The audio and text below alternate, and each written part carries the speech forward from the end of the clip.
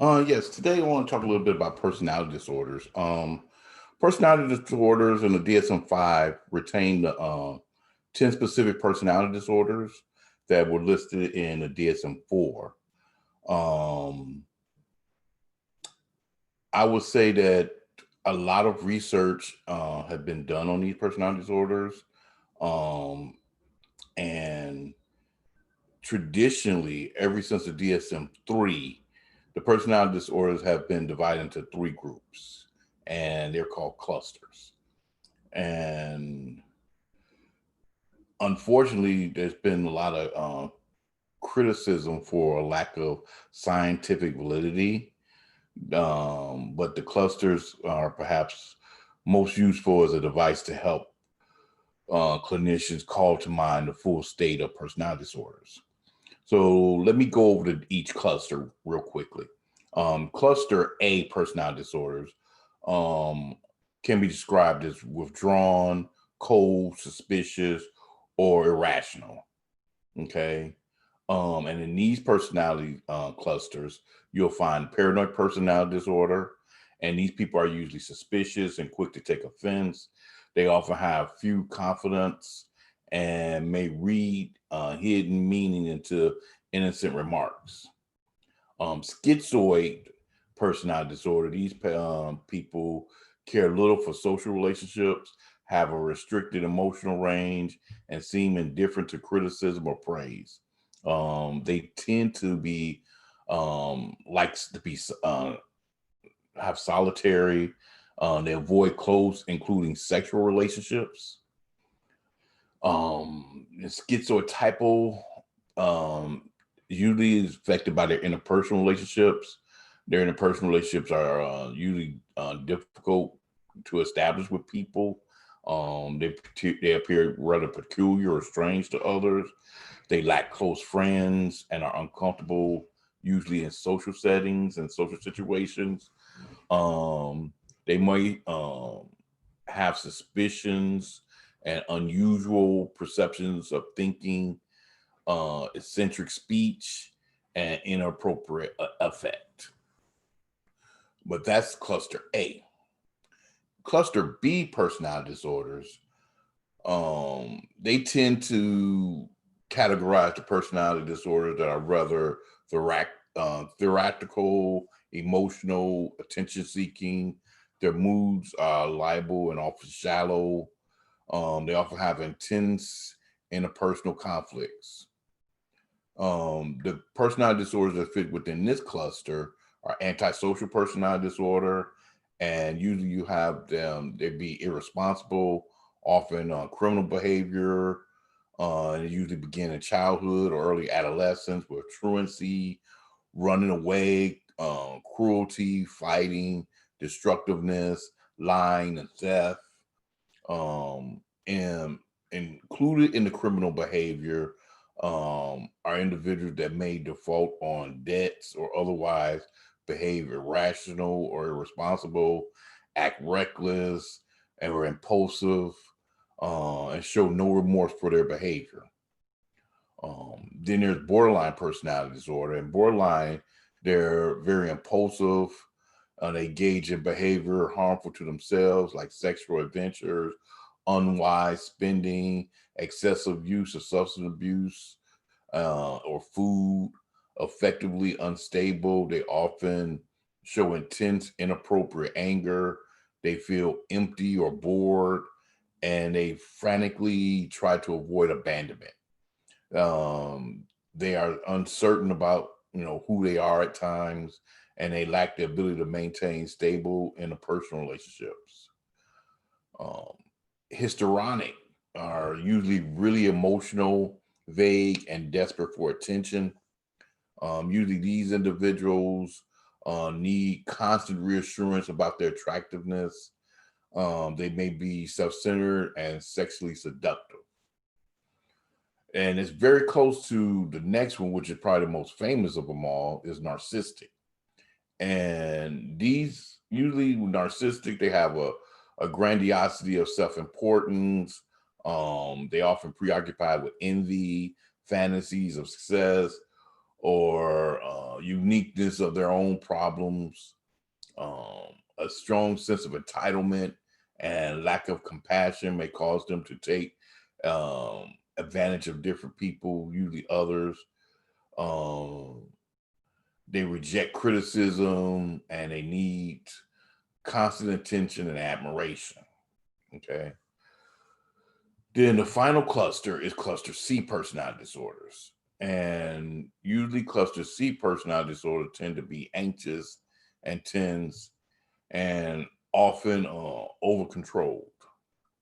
Um, the personality disorders, the three personality disorders that fit into this cluster are avoidant and avoiding. They're timid people, often easily wounded by criticism. They hesitate to become involved with others. They may fear the embarrassment of showing emotion or saying things that may sound foolish to them. They may have no close friends and they exaggerate the risk of undertaking pursuits outside of what they normally do. Then there's the dependent personality disorder, and usually these people, let me see, they have a much need for approval of others, and they need have trouble making independent decisions or starting projects. They may even agree with others whom they know to be wrong. They fear abandonment, feel helpless when they are alone, and are miserable when relationships end. They are easily hurt by criticism and will even volunteer for unpleasant tasks to gain the favor of others. Obsessive compulsive is the last one, and they are usually perfectionists and rigid. Um, they often are workaholics, and they tend to be indecisive, excessively scrupulous, and preoccupied with detail. They insist they usually insist that others do things their way. They have trouble expressing affection. They tend to lack generosity and may even resist throwing away worthless objects they no longer need. Okay. Um, so one of the things you got to be careful of when looking at personality disorders is the difference between a personality disorder and personality traits. Okay. All of us have personality traits. They're ingrained in ways in which we experience, interact with others, and think about everything that goes on around us. Um, However, personality disorders are a collection of traits that have become rigid and work to individuals' disadvantage. Disadvantage to the point that they may impair function or cause distress. Um, it's usually a pattern of behavior and thinking that present have been present since early adult life and have been recognizable in the patient for a long time. Um, Personality disorder should probably be thought of as a dimensional rather than a categorical. And what I mean by that is that there are components or traits that are present in normal people. And I hate to use the word normal, but they are present, but are accentuated in those with the disorders are in question. Um, the DSM-5 has retained the traditional categorical structure that has been used for more than 30 years. So when it comes to personality disorders, very little has changed as far as the DSM-5 to DSM-4 or even necessarily 3. Um, However, there are indications that this might change in the coming years. The DSM-5 has a long section of Section 3, but it hasn't necessarily been approved for use to exploring alternative diagnostic structures. Um, so, so right now we kind of pretty much do things as they are until those come. Okay. So that's kind of what we are with personality disorders.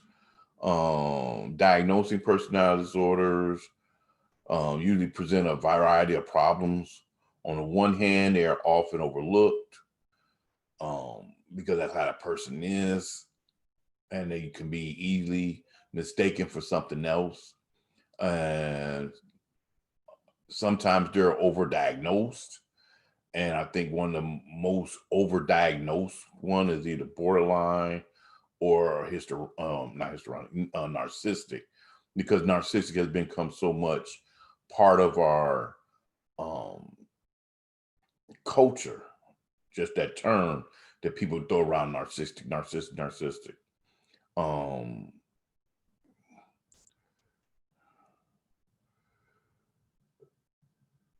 it's rare that um, you'll find a lot of clinicians that will diagnose a personality disorder as the sole diagnosis, when another disorder can explain the signs and symptoms that make up the clinical picture too. So it usually will be like in addition to uh, um, another disorder. So one of the things that you can do, the outline that's outlined in the book, is that um, you verify the duration of the symptoms when diagnosed with a personality disorder. Make sure that your patient's symptoms have been present at least since early adulthood, before the age 15, I'm sorry, before the age of 15, if you're going for antisocial personality disorder. Interviewing and from friends, families, coworkers will probably give you a more valid material. Verifying the symptoms affect several areas in the patient's life, specifically like work, school, home life, personal life, and social life, how they're being impacted and affected. This usually can resolve a lot of problems, um, especially if they don't see that the personality disorder is causing the problems. Check that, make sure the patient qualifies for a particular diagnosis, like checking all the characteristics and consulting all 10 sets of diagnostic criteria. Sometimes you may have to make a judgment call, but try to be as objective as possible with other mental disorders. If the patient is under 18, make sure that the symptoms have been present for at least the past 12 months, and be really, really sure that they aren't due to other mental or physical disorders. Um, Usually at 18, a personality disorder is not made, um, but it can be, but it's usually discouraged too. Um, let's see. Them are usually the big ones that I would say as far as the checklist.